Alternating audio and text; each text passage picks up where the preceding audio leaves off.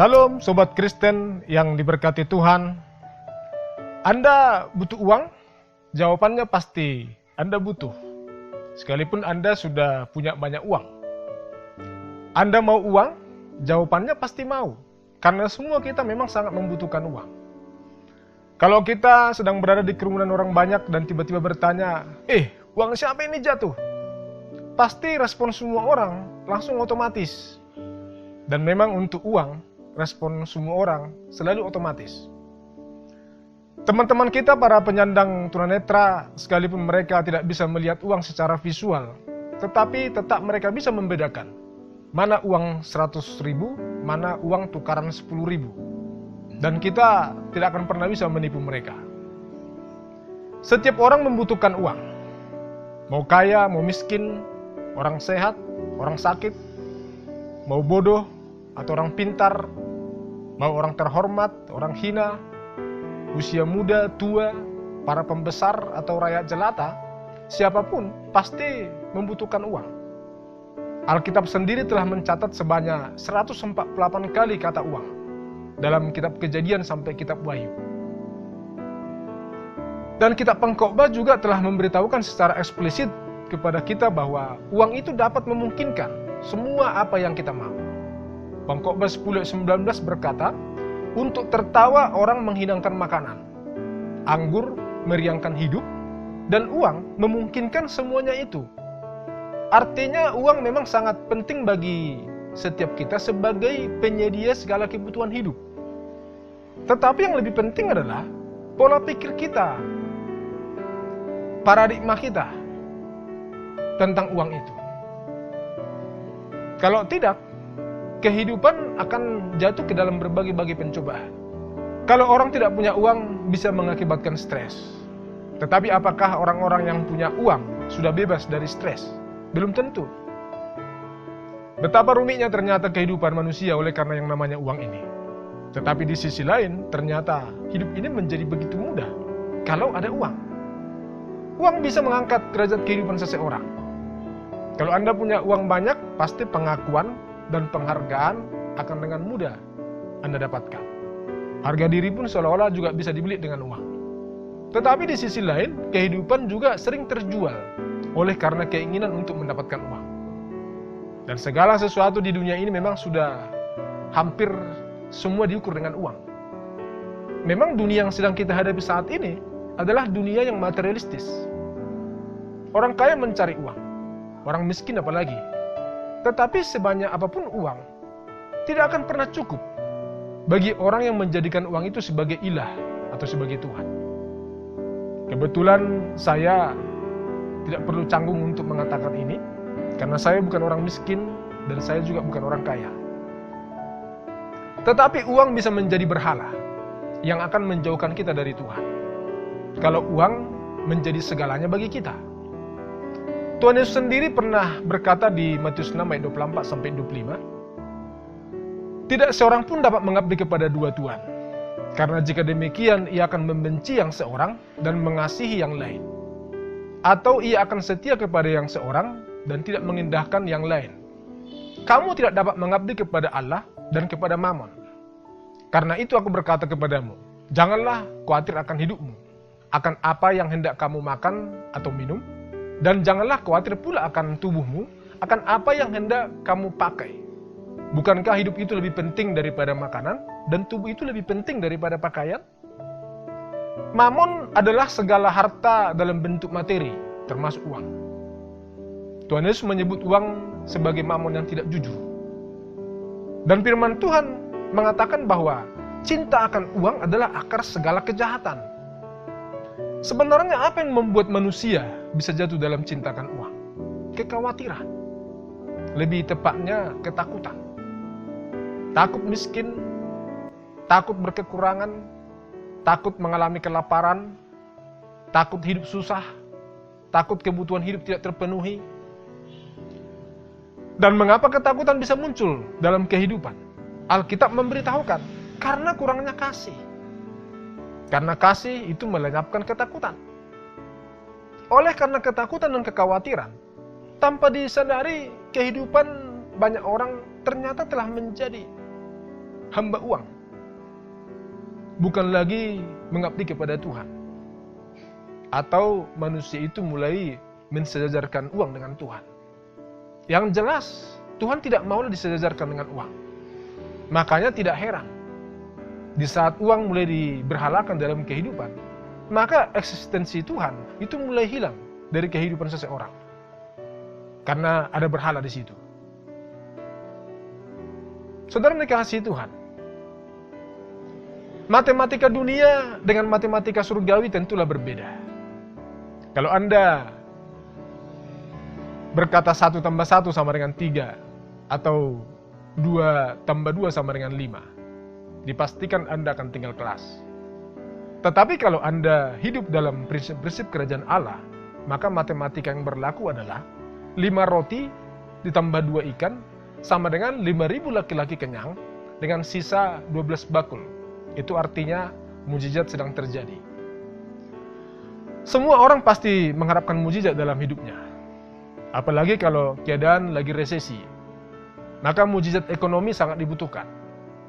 Bagaimana Tuhan melakukan mujizat dalam peristiwa 5 roti dan 2 ikan? Markus 6 ayat 41. Dan setelah ia mengambil 5 roti dan 2 ikan itu, ia menengadah ke langit dan mengucap berkat. Lalu memecah-mecahkan roti itu dan memberikannya kepada murid-muridnya, supaya dibagi-bagikan kepada orang-orang itu. Begitu juga kedua ikan itu dibagi-bagikannya kepada semua mereka. Kalau kita telaah kata-kata dalam ayat firman Tuhan ini, maka ada beberapa unsur-unsur penting yang menjadi kata kunci dalam proses mujizat ekonomi ini terjadi. Yang terutama tentunya adalah bahwa Tuhan Yesus hadir dalam peristiwa mujizat itu. Tuhan Yesus hadir di antara orang-orang yang lapar, orang-orang yang membutuhkan makanan. Dan alasan utama dari orang-orang itu bisa berkumpul adalah karena Tuhan Yesus ada di situ. Mendengar Tuhan Yesus ada, mereka datang berduyun-duyun. Semua ingin mendengar Tuhan Yesus, semua ingin melihat Tuhan Yesus. Dan Tuhan Yesus adalah si pembuat mujizat. Dan Tuhan Yesus menjadi sentral fokus dari semua orang yang hadir pada waktu itu. Yang kedua adalah, ada 5 roti dan 2 ikan tersedia dalam story mujizat itu. Dari mana 5 roti dan 2 ikan itu berasal? Tentunya ada orang yang mau merelakannya. Ada orang yang mau berbagi, mau melepaskan miliknya walaupun sebenarnya kondisi yang terjadi pada waktu itu adalah krisis pangan. Harus diakui bahwa keserakahan dan rasa egoisme yang tinggi bisa muncul begitu saja jika kesulitan sedang mengancam. Tetapi jangan salah, masa-masa sulit justru yang paling sering dipakai Tuhan untuk menguji hati seseorang. Mujizat juga kadang harus membutuhkan modal supaya bisa terjadi. Bukan karena Tuhan tidak punya bahan untuk melakukan mujizatnya. Tuhan adalah pemilik segala sesuatu. Tetapi ada kalanya Tuhan lebih senang melibatkan kita untuk melakukan mujizatnya. Contohnya segenggam tepung dalam tempayan dan sedikit minyak dalam buli-buli dalam peristiwa janda Sarfat, yang mampu memberi makan Nabi Elia, janda itu dan anaknya, ketika kelaparan terjadi selama 3 tahun 6 bulan di tanah Kanaan pada masa pemerintahan Raja Ahab di Israel. Dalam perkara mujizat ini, Tuhan tidak hanya mau menolong Elia seorang, tetapi juga sekaligus mau menolong seorang janda dan anaknya di Sarfat. Demikian juga dalam peristiwa minyak seorang janda miskin dalam buli-buli pada zaman Nabi Elisa, yang mengalami keajaiban, mengalami multiplikasi dan pelipat ganda. Ketika minyak itu dituang, memenuhi semua bejana yang ada. Terjadi mujizat. Sehingga dari hasil penjual minyak itu, janda miskin itu bisa lepas dari hutang. Hutang yang mengancam anaknya akan dijadikan budak. Ada benih yang harus ditabur. Ada berkat yang harus direlakan. Ada milik yang harus dikorbankan. Di dunia yang sangat materialistis ini, ada banyak orang yang mengharapkan mujizat tanpa mau berkorban. Berharap kemurahan terjadi tetapi kikir dipelihara. Berharap belas kasihan Tuhan tetapi tidak punya belas kasihan terhadap orang lain. Menuntut keadilan tetapi senang berlaku tidak adil terhadap orang lain. Senang menerima tetapi susah berbagi. Padahal firman Tuhan dengan jelas mengatakan bahwa adalah lebih berbahagia memberi daripada menerima. Kisah Para Rasul 20 ayat 35, dalam segala sesuatu telah kuberikan contoh kepada kamu, bahwa dengan bekerja demikian, kita harus membantu orang-orang yang lemah, dan harus mengingat perkataan Tuhan Yesus, sebab ia sendiri telah mengatakan, adalah lebih berbahagia memberi daripada menerima. Kalau kita suka membantu orang lain, kalau kita peduli dengan orang yang membutuhkan, kalau kita selalu murah hati, maka mukjizat tidak akan jauh-jauh dari kita. Itulah hukum yang telah Tuhan tetapkan sejak zaman Adam. Saudara dikasihi Tuhan, kembali ke mukjizat 5 roti 2 ikan. Diceritakan lalu Tuhan Yesus mengambil 5 roti dan 2 ikan itu. Ia menengadah ke langit dan mengucap berkat. Lalu memecah-mecahkan roti itu dan memberikannya kepada murid-muridnya supaya dibagi-bagikan. Dan terjadi mukjizat. 5.000 orang kenyang. Belum dihitung perempuan dan anak. Setelah mengambil 5 roti dan 2 ikan itu, dia menengadah ke langit kepada Bapa di surga. Tuhan Yesus connecting dulu dengan Bapa yang di atas. Pengharapan kita haruslah kepada Tuhan yang ada di atas. Bukan kepada manusia yang ada di bawah. Sekalipun manusia seringkali dipakai Tuhan sebagai alatnya untuk menolong kita. Setelah itu, Tuhan mengucap berkat. Kata mengucap berkat dalam ayat ini dalam teks aslinya menggunakan kata eulogeo. Definisinya adalah to consecrate a thing with solemn prayer. Tuhan menguduskan 5 roti dan 2 ikan itu dengan doa yang khusyuk. Maka kata kudus dan kata doa dalam ayat ini juga menjadi kata kunci yang sangat penting. Kita harus memastikan bahwa berkat-berkat yang akan kita terima dan berkat-berkat yang sudah ada pada kita, apakah kudus? Uang itu tidak haram, saudara. Tetapi yang menentukan halal atau haramnya uang adalah bagaimana cara kita mendapatkan uang itu.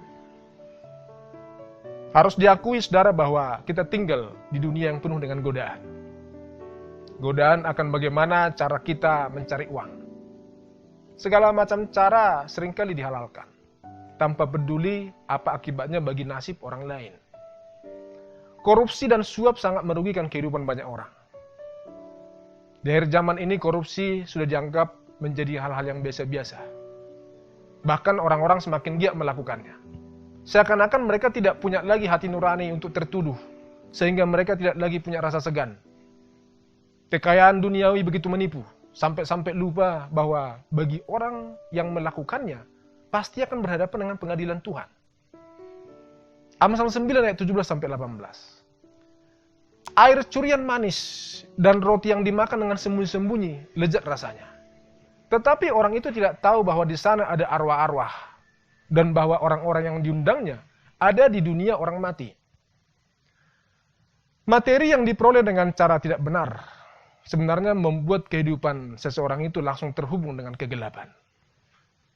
Sehingga benarlah kata yang berkata, uang setan dimakan hantu.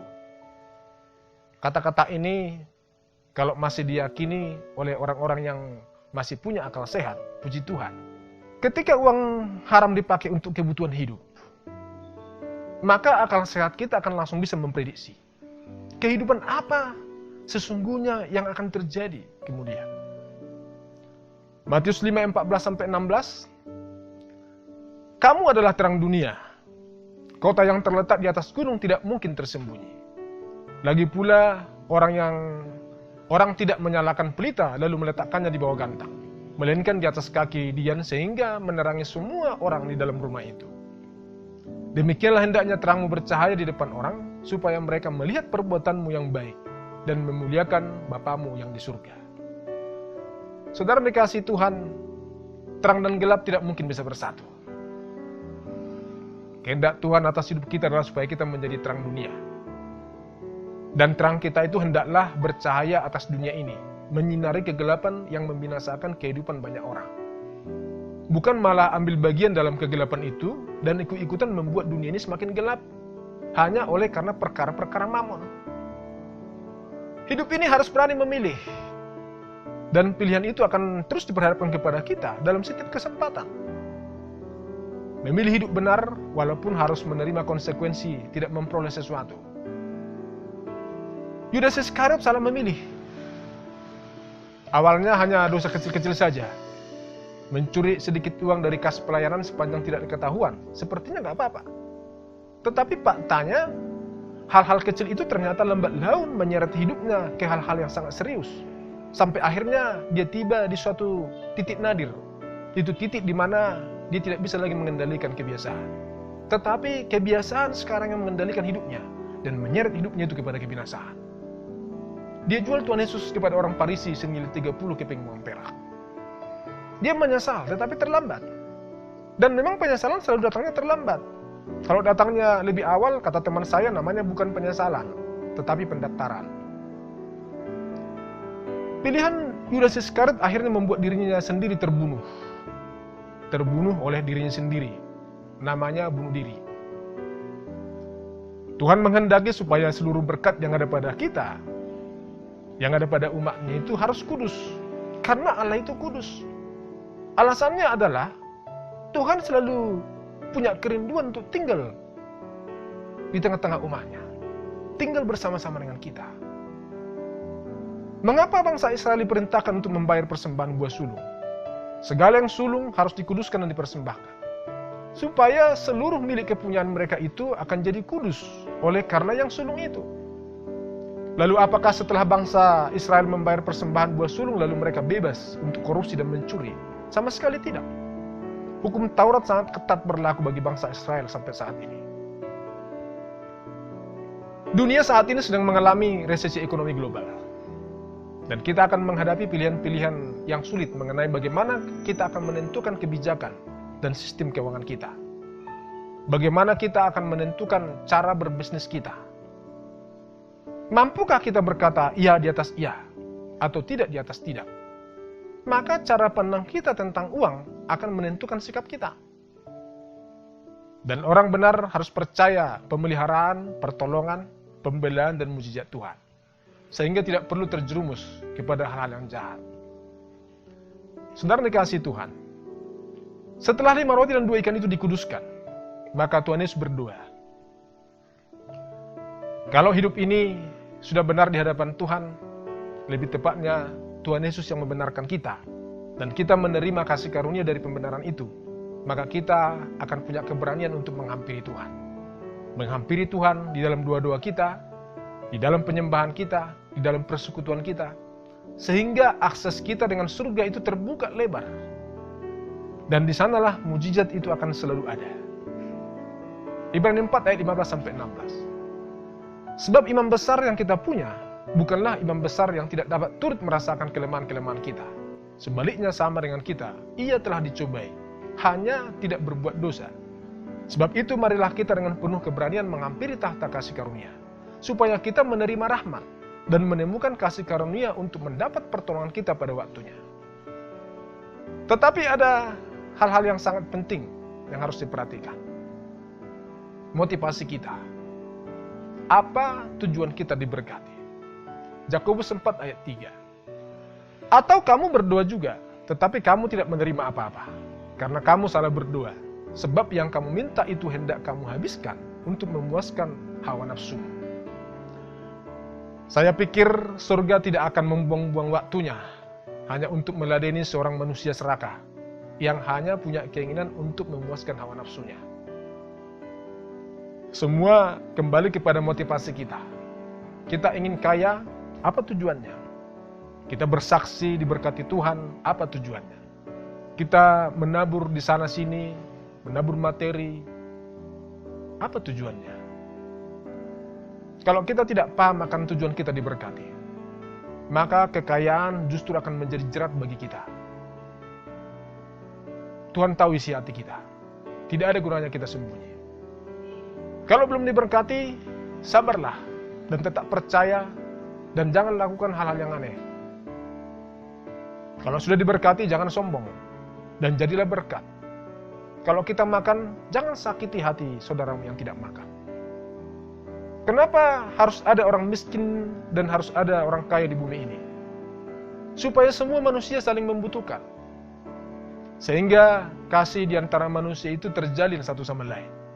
Bukan karena Tuhan tidak adil, tetapi supaya kehidupan tetap berjalan dan berlangsung di bumi ini. Kalau semua orang jadi kaya, lalu siapa yang akan mengurusi pekerjaan-pekerjaan kasar dan pekerjaan-pekerjaan yang dianggap hina di bumi ini? Jadi tidak ada alasan bagi kita untuk memandang rendah orang-orang miskin. Tugas kita adalah untuk memperhatikan mereka, bukan menghina dan memperlakukan mereka dengan kasar. Amsal 22 ayat 2. Orang kaya dan orang miskin bertemu, yang membuat mereka semua ialah Tuhan. Apa perbedaan orang kaya dan orang miskin? Perbedaannya hanya terletak di kata kebetulan saja. Kebetulan orang kaya tidak menjadi orang miskin, dan kebetulan saja orang miskin tidak menjadi orang kaya. Tetapi di mata Tuhan, kedua hal ini sama saja. Sama-sama masuk surga kalau melakukan firman-Nya. Sama-sama makhluk yang pernah hidup di dunia dan harus mempertanggungjawabkan kehidupannya kepada Tuhan. Hal materi tidak bisa dijadikan sebagai ukuran kerohanian seseorang. Seperti yang selalu didoktrin oleh para penganut teologi kemakmuran. Menurut saya, tokoh yang paling rohani di dalam sejarah Alkitab adalah Nabi Elia. Orang ini untuk masuk surga saja tidak perlu harus mengalami kematian jasmani. Untuk masuk surga, saudara, langsung Tuhan jemput dia pakai kereta surga. Saking rohaninya Nabi ini. Tetapi menurut saya juga, orang ini adalah orang yang paling miskin dari semua hamba Tuhan dalam sejarah Alkitab. Dari mana saya tahu? Dari donaturnya, yaitu janda miskin di Sarfat. Tuhan Yesus memberkati.